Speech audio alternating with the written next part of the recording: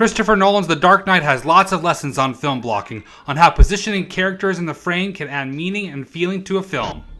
Nolan lesson number 1, make a character vulnerable while creating anticipation by showing someone behind them. It didn't dial out to 911, it was trying to reach a private number. Is it a problem? No, I'm done here. Showing a similar beat, think about changing up the angle if you're using the same blocking. Funny, you told me something similar. No!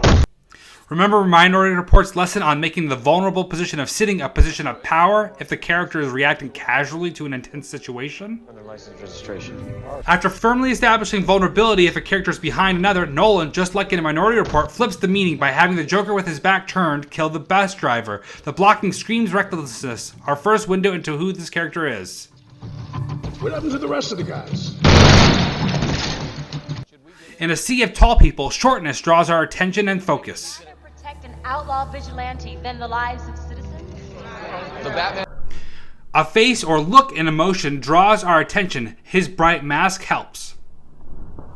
When you give your audience more than one character to look at, but their attention should stay only on one, give them a reason to listen to your intentions. Timing is essential. Right when the second character becomes visible, possibly stealing our attention needlessly, does the Joker look grab us.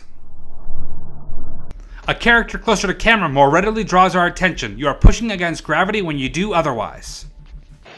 Flood the foreground, background with characters to make a character in the middle ground feel crowded, while still having them stand out. The bright lighting also helps here. Use pitch black darkness as an invisibility cloak. Not exactly.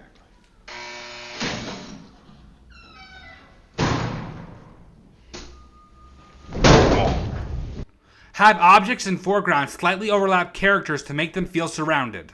Rachel? Harvey! Oh, Harvey, thank God. Are you okay? I'm alright, I'm in a...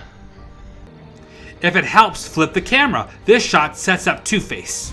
Your driver. In High Noon, Grace Kelly hides away from Cary Grant to make a decision, cheating to camera to let us see it happen. It's better to have it here.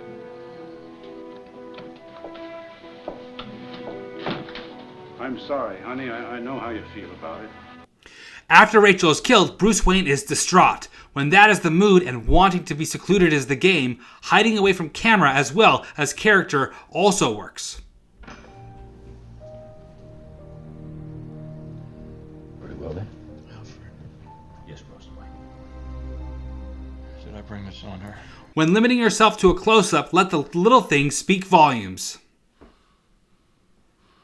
Have the edge of frame be the edge of something in the world.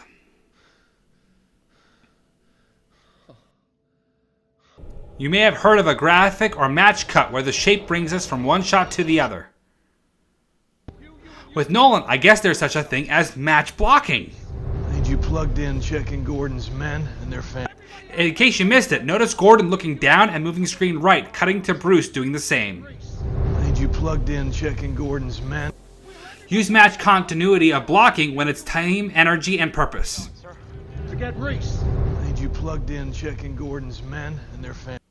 A lesson from the movie, but not in the movie, blocking between two shots of characters going different screen directions might be worth some experiments. Could be purposefully jarring and show friction. Here I break down the intentionality of filmmakers, blocking and camera moves, all so you can begin to appreciate and think like a director. Like and subscribe to see more content like this.